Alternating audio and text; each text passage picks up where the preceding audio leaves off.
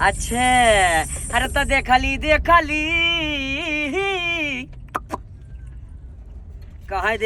देखली बाका चौदह के दूध में हारी देखली बाका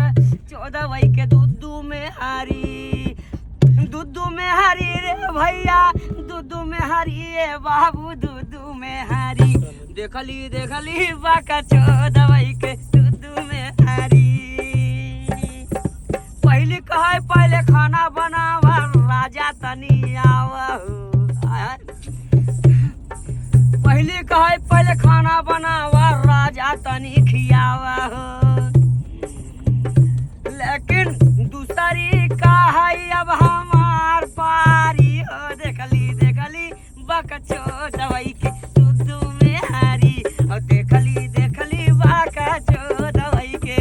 दूध में हाँ दूध में हारी रे दादा दूध में हारी रे भैया दूध में हारी और देखली